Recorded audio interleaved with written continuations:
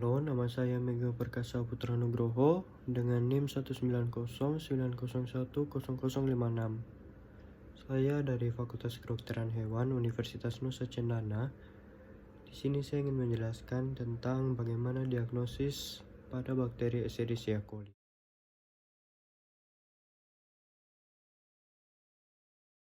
Jadi sebelum kita belajar tentang bagaimana diagnosis, ada baiknya kita tahu dulu apa itu bakteri Escherichia coli.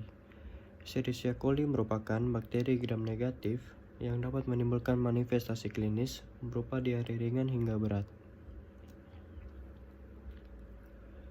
Penyebab dari penyebab diare ini yang terbanyak kedua setelah rotavirus adalah infeksi karena bakteri Escherichia coli. Sebagian besar dari bakteri E. coli berada dalam saluran pencernaan hewan maupun manusia dan merupakan flora normal.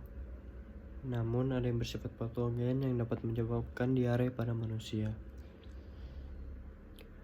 Gejala yang ditimbulkan infeksi bakteri Escherichia coli ini dapat ditandai dengan gejala klinis yang luas, mulai dari tidak mau makan, muntah, diare berdarah, kondisi fisik yang lemah, dan kondisi tubuh yang kurus. Nah, kita masuk pada teknik diagnosa E. coli. Ada 3 teknik, yaitu yang pertama metode kultur, yang kedua uji biokimia, dan yang ketiga metode PCR. Dengan metode kultur kita menggunakan media McConkey agar. Setelah mendapatkan hasil dari metode kultur, bakterinya akan diuji dengan uji biokimia seperti uji Fox-Proskauer atau uji VP, uji sitrat, uji Invik, uji indol, dan uji Methyldat.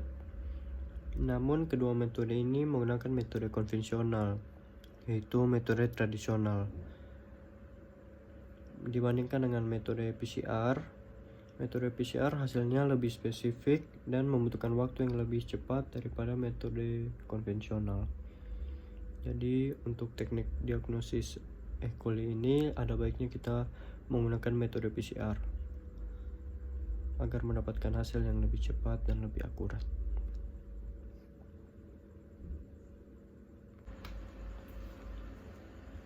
Baik, selanjutnya tentang bakteri Salmonella sp. Salmonella sp itu bakteri gram negatif yang merupakan penyakit bawaan dari makanan atau foodborne disease. Bakteri ini ditularkan ketika mengkonsumsi makanan yang tercemar ataupun melalui hewan, seperti kotoran reptil, ayam, dan bebek yang mengkontaminasi makanan maupun air.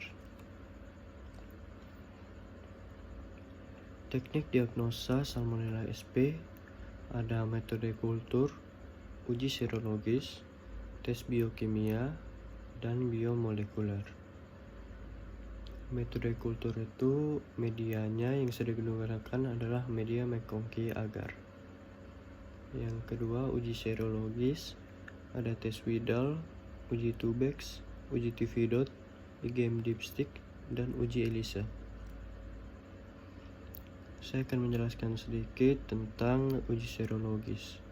Dari uji Widal itu, pemeriksaan serologi ini bertujuan untuk mendeteksi adanya antibodi di dalam darah terhadap antigen kuman Salmonella. Yang kedua, uji Tubex adalah salah satu dari uji serologis yang menguji aglutinasi kompetitif semi kuantitatif untuk mendeteksi adanya antibodi IgM terhadap antigen lipopolisaccharides Salmonella dan tanpa mendeteksi IgG.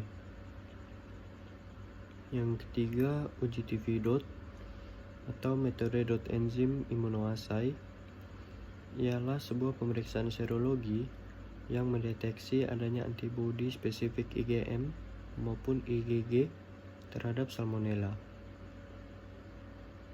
Yang keempat, tes dipstick Salmonella adalah tes untuk mendeteksi antibodi IgM spesifik terhadap antigen lipopolisaccharides dari Salmonella typhi dan Salmonella paratyphi. Yang kelima, Uji ELISA. Pemeriksaan ini merupakan uji imunologik yang lebih baru, yang dianggap lebih sensitif dan spesifik dibandingkan uji Widal untuk mendeteksi demam tifoid atau paratifoid. Yang ketiga, tes biokimia, ada tes urease TP36, oksidasi TP26, dan tes indole TP19. Yang terakhir dari teknik diagnosa ada biomolekuler, ada PCR dan matrix assisted laser desorption or ionization time of light mass spectrometry atau MELDI TOF-MS. PCR atau polymerase chain reaction adalah metode untuk amplifikasi atau perbanyakan primer oligonukleotida diarahkan secara enzimatik urutan DNA spesifik. Kalau MELDI TOF-MS itu metode yang dapat digunakan untuk menganalisis komposisi protein sel bakteri. Kemampuan metode ini dalam melakukan analisis sensitivitas sangat cepat dan akurat. Keuntungan dari metode ini juga dibandingkan dengan metode identifikasi lainnya adalah hasil analisis diperoleh dalam beberapa jam saja.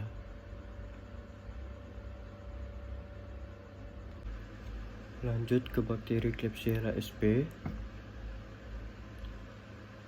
Klebsiella sp itu bakteri gram negatif yang merupakan bakteri patogen oportunistik yang memanfaatkan penurunan fungsi kekebalan tubuh manusia. Ada 3 teknik diagnosis Klebsiella sp. Uji pewarnaan gram, uji biokimia, dan metode kultur. Uji pewarnaan gram itu salah satu metode dalam pengamatan morfologi sel bakteri. Sedikit tentang pewarnaan gram. Pewarnaan gram adalah pewarnaan diferensial yang paling sering digunakan dalam identifikasi bakteri di laboratorium mikrobiologi. Pada pewarnaan gram digunakan beberapa reagen untuk mewarnai bakteri. Setelah prosedur pewarnaan selesai, bakteri diamati pada mikroskop. Apabila bakteri berwarna violet, maka bakteri tersebut termasuk bakteri gram positif.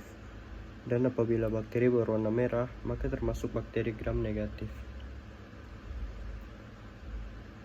Pada mikroskop juga dapat diamati bentuk sel bakteri termasuk batang atau basil, bulat atau kokus, ataupun bergelombang atau spiral. Klebsiella sp ini berwarna merah, berukuran kecil, dan berbentuk batang atau basil. Selanjutnya ada uji biokimia yang terdiri dari tes TSIA, urea test, indol, methyl red, VP, dan INVIC. Di TSIA itu triple sugar iron agar.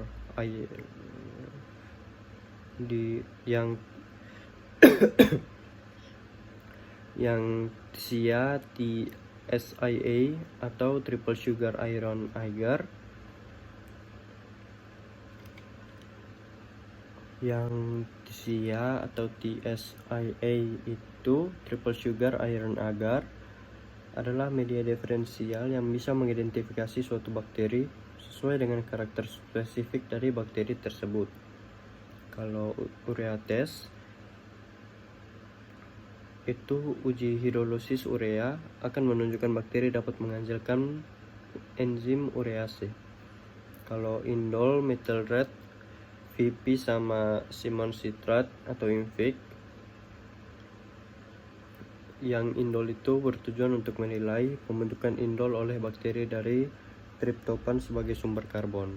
Kalau methyl red atau uji metil merah bertujuan untuk mendeteksi produksi asam kuat selama proses fermentasi glukosa.